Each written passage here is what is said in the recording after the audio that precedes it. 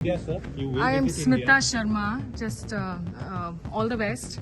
How confident are you Same of to your? you also. How confident are you of your victory, sir? We have put our trust upon our people. They will give answer. So, there is a genuine worry about a gender apartheid that could happen, sir? How you look at India if you are Certainly elected to not. power, the relationship with India. Already I have told. So, do you think there would be segregation of women and not integration, sir? All the answers have been given. And everything available in our website and media, like you. In India, there is a concern about minorities in Hindu. What's your message to the I have no minority in my country. Hindu? No minority. We all are equal. We are all first-class citizens in this country. We never endorse any minority or majority.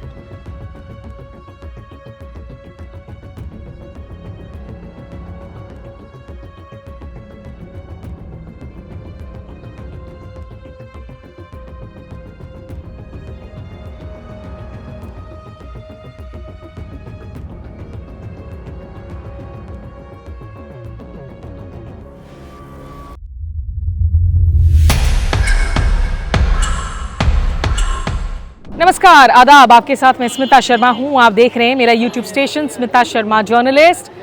Bangladesh की राजधानी ढाका থেকে সকলকে জানাই নমস্কার। बांग्लादेश हमारे पड़ोसी मुल्क में अहम चुनाव होने जा रहे हैं 12 फरवरी को। ये चुनाव कई मायनों में ऐतिहासिक होंगे, अहम होंगे, उसके बारे में आपको बताऊंगी। और सुबह स्थानीय समय 7:30 बजे मतदान की शुरुआत होगी, जो शाम के 4:30 बजे तक चलेगी। मेरे पीछे ये जो आप इमारत देख रहे हैं, जहां बांग्लादेश का झंडा लहरा रहा है, ये है निर्वाचन भवन, यानी ढाका में ये है यहाँ का मुख्य चुनाव आयोग, इलेक्शन कमीशन। यहीं पर जो विदेश से मीडिया आ रही है, हम जैसे फॉरेन जर्नलिस्ट्स आ रहे हैं, हम लोगों के लिए एक्रेडिटेशन करना, मीडिया पासेस देना, लोकल्स के लिए भी चुनावों पर निगरानी रखना, जाहिर सी बात है सब यहीं से हो रहा है। पीछे आप एक बिलबोर्ड पर देख सकते हैं, यहाँ लोगों को जागरूक करने के लिए जो मैसेजेस बनाए गए हैं चुनाव आयोग की तरफ से, वो दिखाए जा रहे हैं। लोगों को कहा जा रहा है कि आप घरों से निकले, बड़ी तादाद में आकर वोट डालें, जैसा भारत में भी होता है। पूरी की पूरी एक कैंपेन होती है चुनाव आयोग की तरफ से, ब्रांड एम्बेसडर्स होते हैं चुनावों में, ताकि लोग अपने हक का इस्तेमाल करें, मताधिकार का इस्तेमाल करें।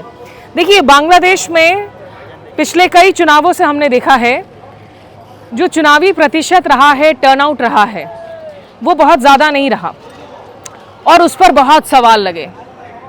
शेख हसीना के ऊपर आरोप लगे कि पिछले 3 चुनावों में चुनावों की उन्होंने ना केवल रिगिंग की, बल्कि अपने विपक्षियों को जगह नहीं दी, स्पेस नहीं दी इन चुनावों में लड़ने के लिए, फ्री एंड फेयर इलेक्शंस नहीं होने दिए। नतीजा ये हुआ कि 2024 में जब चुनाव हुए, उसके कुछ महीनों बाद लोगों के गुस्से को, जेनजी के प्रोटेस्ट को, जन आंदोलन का हमने सड़कों पर देखा था, जिसे हमने कवर किया था। वो ग्राउंड रिपोर्ट्स पे हमारे यूट्यूब स्टेशन पर हैं। तो तब से लेकर अब तक 2 साल से कम के वक्त में ये दूसरी बार चुनाव हो रहे हैं, जो तय करेंगी कि बांग्लादेश की दिशा और दशा आखिर क्या होने जा रही है। बड़े बड़े सवाल हैं यहाँ पर। एक तो ये है कि आखिरकार प्रधानमंत्री कौन बनेंगे, वजीर आजम कौन बनेंगे? क्या जमाते इस्लामी के अमीर डॉक्टर शफीकुर रहमान बनेंगे, जो 67 ईयर्स ओल्ड हैं, एक पूर्व सरकारी डॉक्टर हैं और जिनको लेकर काफ़ी विवाद भी खड़े हो रहे हैं। दूसरी तरफ है तारिक रहमान, जो कि बांग्लादेश नेशनलिस्ट पार्टी के यानी कि BNP के चेयरमैन हैं, और बेगम खालिदा जिया जो पूर्व प्रधानमंत्री हैं, जियाउर रहमान जो कि पूर्व राष्ट्रपति थे, इनके बेटे हैं।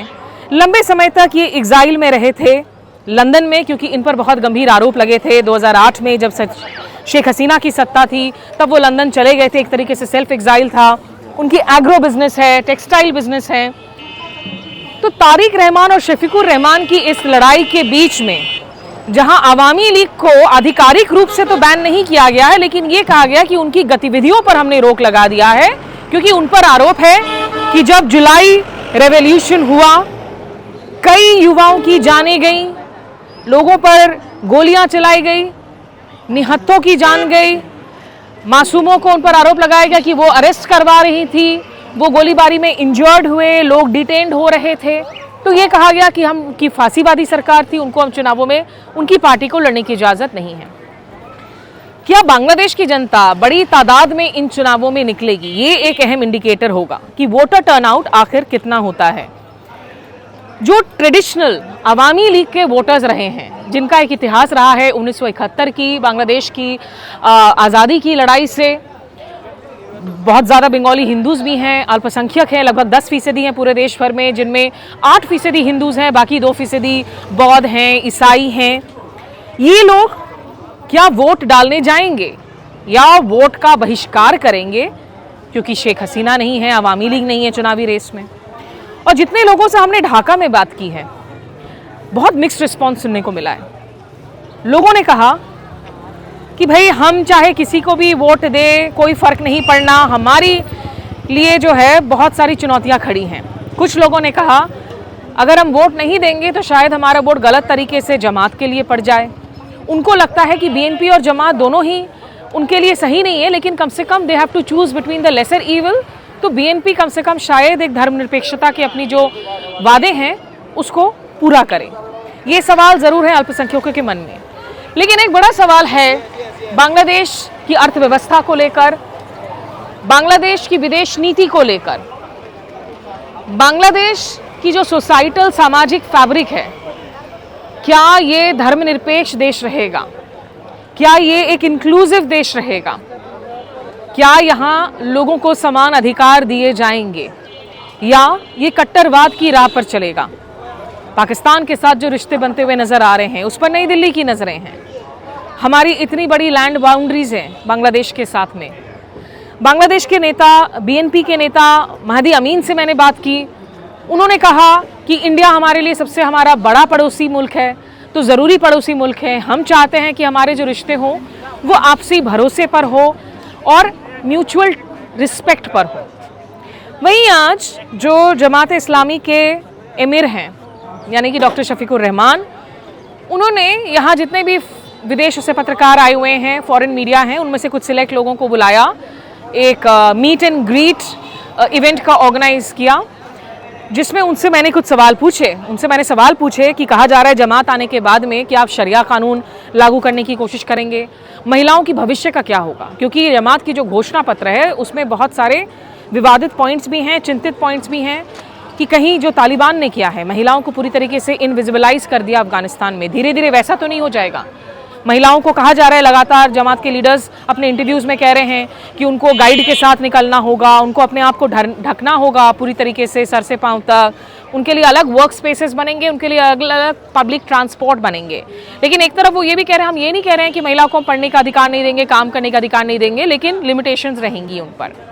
तो ये तमाम सवाल शफीकुर रहमान से पूछे। उन्होंने कहा कि बहुत सारे सवालों के जवाब अब मैं चुनाव नतीजों के आने के बाद दूंगा। 12 तारीख को शाम 4:30 बजे जब मतदान खत्म होगा तो उसके बाद गिनती की प्रक्रिया शुरू हो जाएगी और देर शाम तक नतीजे शायद आने लगे यहाँ पर। तो ये चुनाव आयोग के बाहर इस वक्त देख रहे हैं आप, बहुत सारे पत्रकार हैं जो अपने पासेस लेना चाह रहे हैं, गाड़ियों के लिए स्टिकर लेना चाह रहे हैं, क्योंकि सिक्योरिटी हैवी है। ढाका में इतनी सरपट दौड़ती गाड़ियां मैंने कभी नहीं देखी हैं, क्योंकि आज ढाका की सड़कें खाली हैं, छुट्टी दे दी गई है। तो ये अपने आप में एक अजीब नज़ारा है। बहरहाल आप चुनावों की जो हलचल है, जो अपडेट है, और भारत बांग्लादेश के रिश्तों पर क्या असर पड़ेगा इन चुनावी नतीजों का, उससे जुड़े हुए विश्लेषण, ग्राउंड रिपोर्ट्स आप देख सकते हैं। कुछ रिपोर्ट्स ऑलरेडी हमारे पब्लिश्ड हैं, उन पर अपना फीडबैक दीजिए। और डॉक्टर शफीकुर रहमान ने आज इस मीडिया वार्ता में मीट एंड ग्रीट में क्या कुछ बातें की, वो बातें भी मैं आपको सुनाती हूँ। फिलहाल हमारे साथ जुड़ने के लिए बहुत शुक्रिया, बने रहिए मेरे साथ।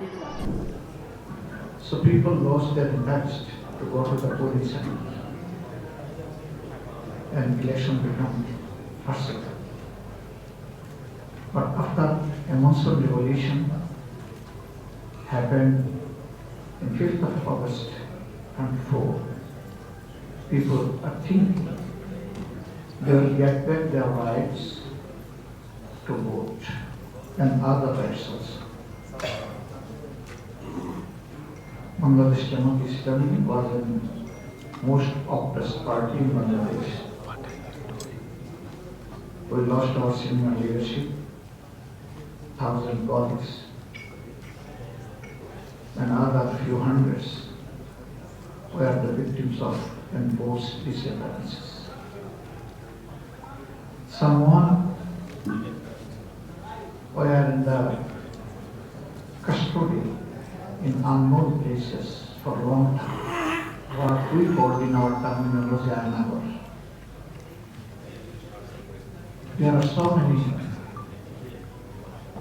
custodies, unseen custodies in the country, and there are so many agencies and forces. Most of them came back either with dead body or living body, and up till now, some are untraced. Whether they are surviving or not at all, the nearest and dearest people don't know. We Jamaat Islami were illegally lost our registration in Election Commission. Also our symbol was snatched. And at the end of the tyrannic rule of Sheikh Hasina, they also imposed banning on us at the 1st of August 2024. Yes, sir. You will I am visit India. Smita Sharma. Just all the best. How confident are you Same of to your... you also. How confident are you of your victory, sir? We have put our trust upon our people. They will give answer. So is there is a genuine worry about a gender apartheid that could happen, sir? Generally, how would you look at India if you are Certainly elected not. to power, the relationship with India? Already I have told. So do you think there would be segregation of women and not integration, sir? All the answers have been given. And everything available in our website and media, like you. In India, there is a concern about minorities in Hindu. What's your message to the I have no minority in my country. Hindu? No, minority. we all are equal. We are all first-class citizens in this country. We never endorse any minority or majority.